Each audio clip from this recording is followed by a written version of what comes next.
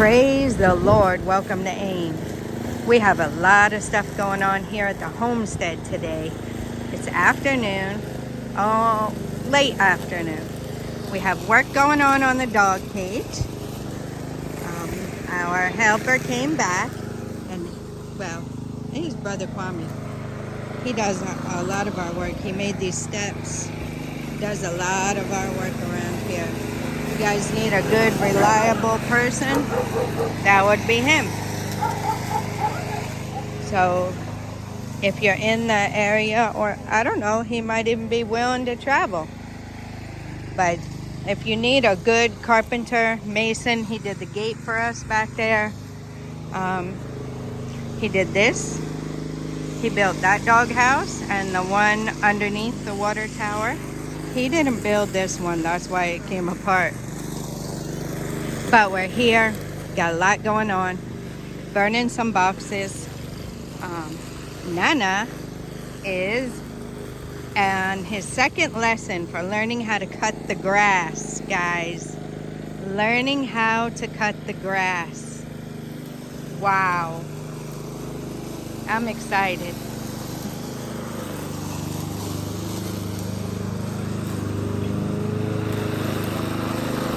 So we explained to him all the safety precautions and what can happen and how you have to be very safe.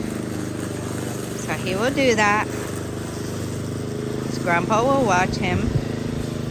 He's waiting for his turn. Here he goes, guys. Here he goes. Wow. Push, Nana, push.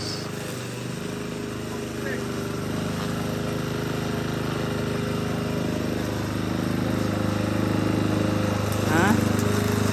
He's got to learn how to go straight.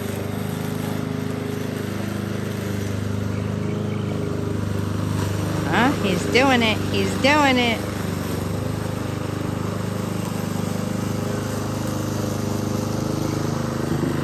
He's not going straight. His grandpa will come and help him.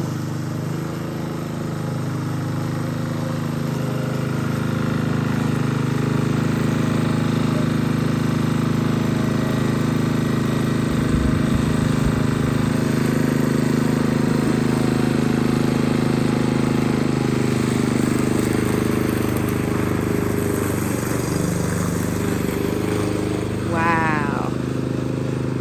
7 years old. He's almost 8, guys. Let me not keep saying 7. He's gonna be 8 October. The middle of October, he'll be 8 years old. He's a very hard worker, a very strong boy.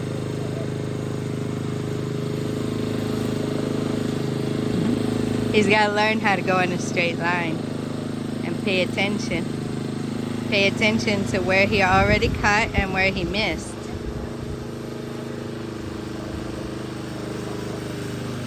He's so excited for me to film him and show you guys.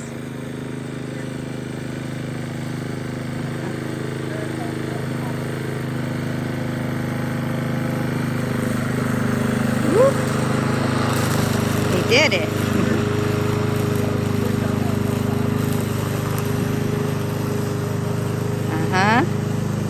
Wow, he'll be a pro soon.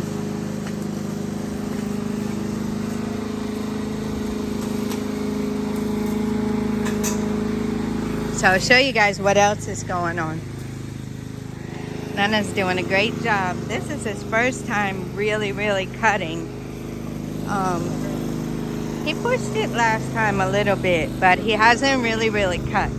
I wanted to get with him and show him how to weed too. Because he really wanted to help.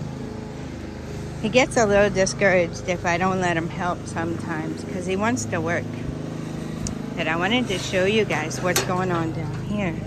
We're getting the chickens sawdust changed. So I'm thankful for the help.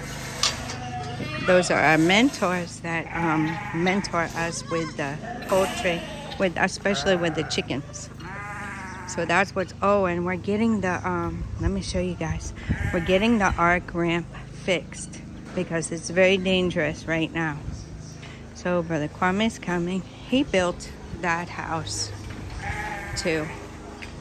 And he's gonna fix the ramp. We used the wood we had, but it wasn't good wood. So that's why it came apart. He's the one also who did this retaining wall. He did the pond. He did this gutter over here. This gutter over here. And in the back, he built this for us. So a lot of it might not look as professional, but we used what we had around. So he pieced it together for us. He wanted us to get, you know, better stuff, but because we wanted to repurpose a lot of the stuff that's around, that's why it looks like it looks. But he's really, really, really good. He's professional. He's respectful. He's reasonably priced, and the thing I like too is he comes early, and he comes and he gets the job done. He comes every day and stays on it until it's done. So it was only this morning we had to go to the vet. So he was here early, but we were going to the vet, so we couldn't he couldn't work right then because we had to figure out where to put the dogs and all that kind of stuff. So I'll take you over there and show you what's going on over there. Here's the pond. You see how all of this part here has no water. And we did that in case the little chicks might get in there so they have a place to rest their feet until we can come and get them out. Sometimes they jump in there. So we're being mindful of that. So let's see over here. We got the grass cut. Got to go back over it. Well, some spots it depends how the wheels go because the place isn't level. But that's one of the things, guys, that if you build in Ghana, you make sure you hire somebody. You know, these things normally come together when you're in the West. It all comes under one thing. Of course, if we're overseeing a project, we will definitely advise to come in level. It would have been very nice had we known that we needed to specify that for them to come and just level out the yard. Would have been really, really nice, but we didn't know that was a thing. We thought they automatically do that because it's part of the contracts and stuff when you're building in the West. Well, in the U.S. is where I'm from, so that's what I know. But yeah, so there's a power tip for you guys to make sure you get them to level your yard for you, because now for us to get somebody to come in the back and level and go around the trees and all that, it will be hard. But we're working with it. We fill it in little by little. This is what we got going on. We decided to drill some holes, so if we want to wash it, the water will drain out good. Brother Kwame did not build this cage. He didn't build this one. They bought it before we came here from a roadside builder. They came and built it, but they did not use quality material. So thus we had the whole floor fall out. So he has fixed it with the wood we brought from the farm. There again, we're repurposing and using things that we already have to cut cost. So that's why we had a little wire gush left over, so he fixed this. And there goes Nana again.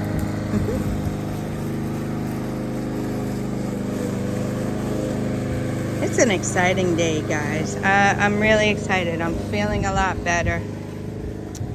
Okay, anyway, so that's what we did. We fixed this. The whole floor fell in. So it wasn't when the dogs were in there. I actually got in there to scrub it. I have to get in there sometimes so I could get a good angle with the brush and scrub it. if I stand outside here and try to put muscle to it and scrub it, it kind of hurts my back. I think my arms aren't as strong as my husband's arms or something, so yeah. So it looks really nice. We had this paint left over from painting the doors at the farm and decided it's oil-based paint, so I think it will help. We'll preserve it a little. We can keep it clean because I always like to keep the dog cages cleaned and sanitized and make sure they're good. So we doubled up in here. Guys, don't come at me in the comments. I'm showing you we're doubling up. This was done a couple of days ago, so it's dry. We got Peace and Subine, and over here we got Wisdom and Grace. So theirs has been done. The holes have not been drilled, so we will come back and drill the holes, and I'll show you Pieces. We drilled the holes in here. So Pieces have holes in there now. Sorry, puppers. The pup-ups are in here because they really, really get in the way when you're working, and we don't want them to get hurt. We do have to fix this. It was Brother Kwame who came over here. He didn't charge anything. My husband was at the farm. And you see how this hole is right here? It's not a big hole. So that's how this one was. And Peace somehow got her head stuck in there, which she has done before in this cage. When we had Love, Love was here and Peace was here. She had gotten her head stuck in that hole before. And I got it out by putting oil around her head and her neck, and when able to get it out. Actually, Brother Kwame came and helped me that time too, because my husband was at the farm. So when he's at the farm, she likes to get her head stuck in the hole. But this time she's a lot bigger and he could not get her head out, so he had to use a little hacksaw and cut this, and then a little sledgehammer and hit it up so it could free her head out of there. And she did not do anything to him. She was very thankful. Very, very thankful to get her head out of there. So that's what's going on. We got a lot here. They're going to... Oh, maybe I can show you guys. He's going to give the grass to the animals. Let's see how excited they are. Let's see what they do. Oh, I better hurry up. Uh-oh, I hear them. Let's see. Uh-oh. Let's see how they like it. Uh-oh. I only see two little chickies. Where's the black chickie? Whoa, there they go. I don't see the black chick. I don't see the little black chick. Okay, guys, I guess we'll go on a little hunt for the little black chick. I think I saw something under the... Oh, he wasn't feeling well. I think I see something under the pen.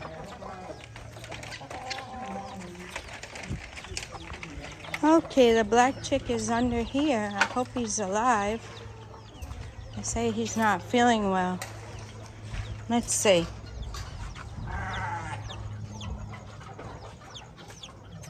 I'll have to go around the back side and look and see if he's still alive.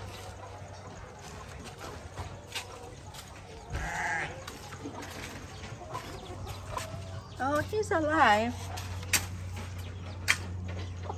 He's just not feeling well.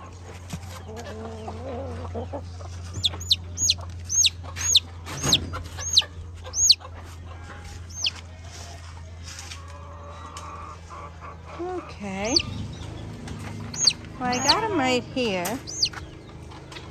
Oh, you guys can't see him. There he is. He's not feeling well. I don't know what's wrong with him.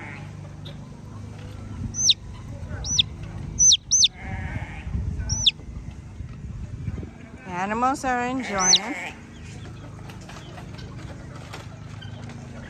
Because I'm going to let you go for a minute. I'll be right back.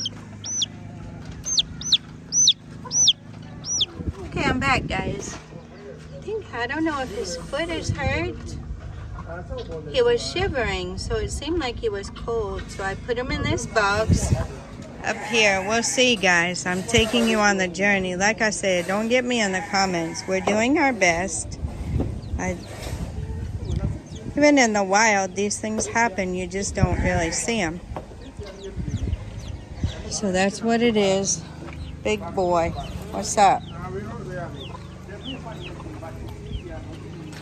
Don't bite my hand, mister. Don't bite the hand that fed you when you were 2 days old. Huh? Uh-oh, here we go. Fighting over the grass. Nana's cutting the grass. He wants to make sure I'm watching him over here. Be Dalmatian girl. You didn't get you some grass? More is coming.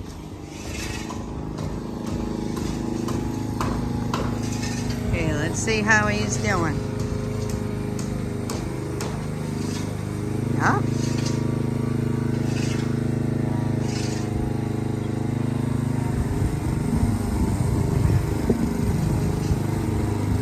Yup, he's got to get his lines down better.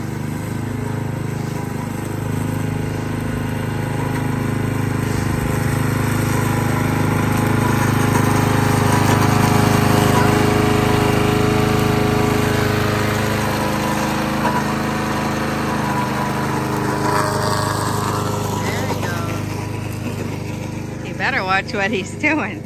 He likes to be on the videos, guys.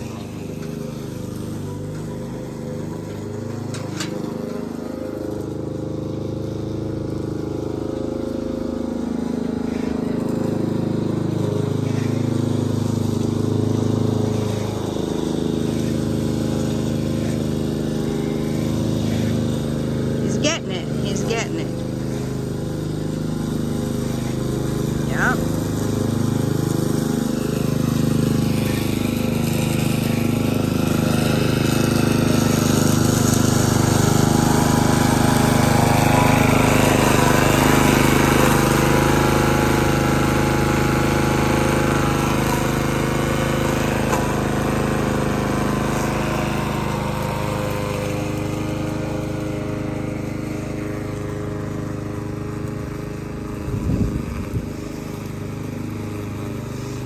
It's funny, guys, he's got his pockets out. So I told him, when I wash your clothes, it's your job to fold them and put them away.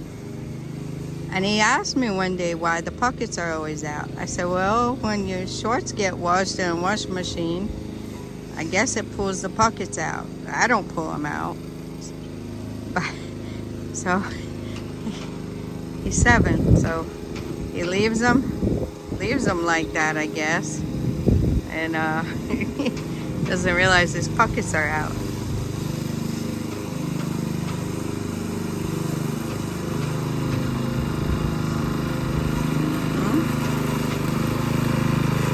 He's getting there. He's getting there.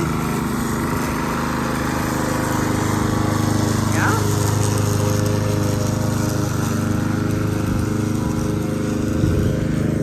Okay. So we got a lot going on at the house today, guys, and I'm surprised. I didn't know. I thought we were going to have to get in here and clean all that sawdust, and I'm very, very grateful that we don't have to do that. We're going to leave him and see how he does. And we're right here. But the 2 little chicks look like they're doing really well. I don't really have anything I can give the tiny chick, unless maybe some little piece of grass. Let me see if, I guess the chicks eat grass.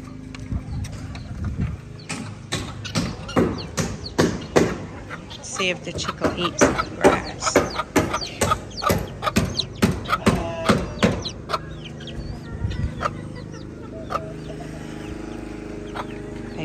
will eat some grass. Mama is gonna eat grass, so I guess the baby chick will eat it.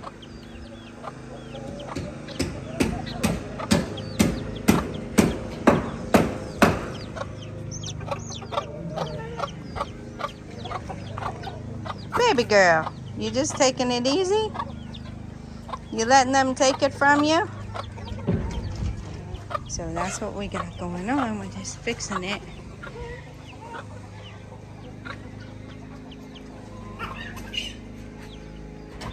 It's gonna be really nice. That's just part of the downside to you repurposing what you have. It doesn't always last as long as if you would buy like the right stuff, the right time. I mean, for the right job, but it's okay. There will come a day when we'll have time to do that, have the resources to do that. But right now, there's, as you guys can see, there's always a lot going on around here. We had the vet come yesterday, so you know, that's one thing you have to make sure of when you're planning. You want to have a small contingency to get you through. I don't know what Mariama was doing there. Y'all right, Mariama? Maybe she was itchy. They get itchy and rub on the cement and stuff. But you need a small contingency according to what you're doing. So this stuff, it takes, you know, money. It takes time, effort, and money to be able to keep up all of this stuff. And you have to plan so that, like now, the eggs are starting to come. So we will start getting some income from the eggs. It won't be right away. It'll be still a couple more months before we get solid income coming from the eggs. But it's starting. And it gives us a glimmer of hope that the plan is actually working. And the plan for you might look different. It might look different. But as I always, you know, think about it, I always want to at least, at the end of the video, if you guys have watched thus far and you like what's going on, what would it look like for you? I'm going to keep on trying to hit that home and encourage you guys. What would it look like for you? What would your ideal life be? We're building towards it still. We haven't arrived. But coming here, which we've been here since the end of September 2022, it's now July 2023. So we haven't really been here that long. And we've done a lot. We've really done a lot. We've learned a lot. And we've learned along the way in the 5 years we were here. I mean, we were in the U.S. planning to come here. We've learned a lot, but being here, boots on the ground, hands on, looking at the people, the way they work, the way they do their things,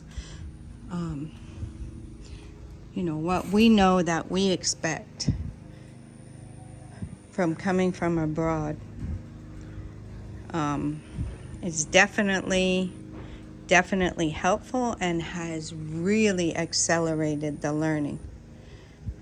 I'd compare it to like book work compared to actual hands-on doing it. They're two vastly different things. And being here now, we've learned a lot. We've grown a lot. We've acclimated ourselves to the culture, the way of doing things, the standards that they have. And they're willing to do things the way that you want them. But normally the way we want them is different from the way they're used to. So you have to explain very well to them. And you have to tell them what you want and make sure that following behind, make sure they understood properly and everything. But my husband is really great with that. Of course, he speaks the language, so it helps. He understands, the people. So all of that really, really helps. But I want to encourage you to ponder and think, brainstorm. What would it be like for you? What would your ideal life be like? I mean, a lot of stuff, guys, has happened in the last several months. And we're still working. We're still working diligently. Wood from the farm, like I showed you. We got the cars. We have transportation business started.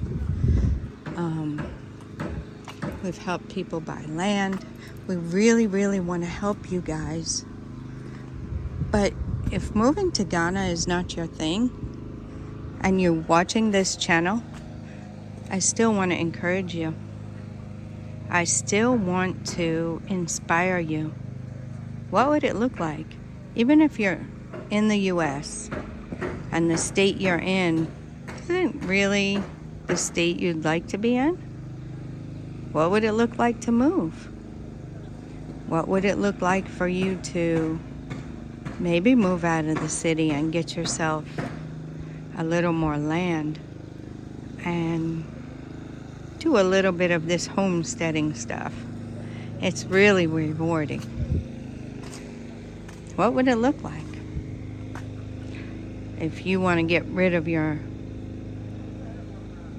regular job that you go back and forth on their time frame and they suck all the life out of you, and then you come home tired and can't even do anything. And I mean, what would it look like? What would your ideal life look like? There's a lot of other things you can do to earn money. So I just want to encourage you. Do you know what you like to do? If you don't, start exploring that. Even if you're close to retirement or whatever, what do you like to do? Sometimes we don't even know what we like to do because we're busy in the rat race, day in and day out. The monotony of getting up, going to work, getting the kids together, getting them to school, getting everything, all the things. Get your break, get your lunch, get your break, come home, do a whole bunch of stuff at night, homework and all this kind of stuff, and then flop in bed and get up the next day and start all over. What would your day look like? What would your week or month look like if you could do whatever you wanted? If you could enjoy the things you like doing? And if you don't know what those things are, guys, I would encourage you to start finding out. Start trying your hand at something. Put a seed in the ground. See what you can grow. There's plenty of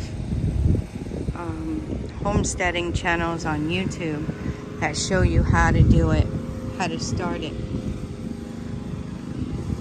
Just look for a beginner guide. And as always, if you guys would like to contact us, you want to learn more about us, or you want more information, or you just have questions, just feel free to go to the website, aaimcs.com, and you'll find our information there. You'll find out what we're working on in the background. You can click around on the tabs and see what we're offering. Some things are a little more developed than others, but we're working diligently to get everything where we want it. And, start the thinking process. Start writing stuff down. Start researching. Research on YouTube. And see what life would look like. Imagine what it would look like. A lot of times when we grow up, we lose our imagination. We get more into the reality of things and we don't use our imagination.